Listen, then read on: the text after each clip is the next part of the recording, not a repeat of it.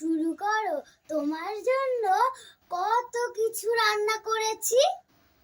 তুমি এত কম সময়ের মধ্যে কি করে এত সব রান্না করে ফেললে? আজ তোমার জন্মদিন বলে কথা, এসব না করলে হয়? শুধু কেকটাই আনা হলো না। আর কেক টেকের দরকার নেই, তোমার হাতে রান্নাই যথেষ্ট। ও বৌমা,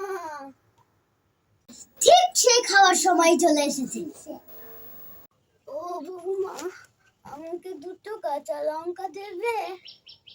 লঙ্কা? কাঁচা লঙ্কা কি হবে? আজ সারাদিন শরীরটা ভালো নেই, তাই কালকের বাসি পান্তা আছে, ওটাই লঙ্কা মেখে খাবো। কত স্বাদ! লঙ্কা মেখে পান্তা খাবে? বাজারে লঙ্কার কত দাম জানো? যাও, এখানে কোনো লঙ্কা পাবে না। বৌমা, দাও না দুটো কাঁচা লঙ্কা। চলে যাক এখান থেকে, খাবার সময় যত সব বিরক্তি করছে। ওনার প্রত্যেক দিন কিছু না কিছু ফুরিয়ে যায়, আর এসে আমাদের দরজায় ভিক্ষে চায়। আমি কত দিয়ে বাঁচবো বলো তো?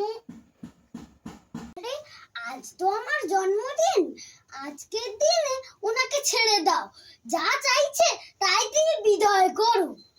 খোকা, খোকা, তোরা যে জন্মদিন, আমি কেমন মা যে নিজের ছেলের জন্মদিনের কথাটাই ভুলে গেছি।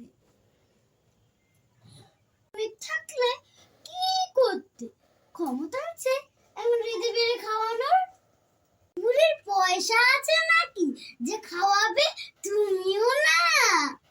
বুড়ি পয়সা নেই তো কি হয়েছে, আজ আমি তোমাকে খাওয়াবো।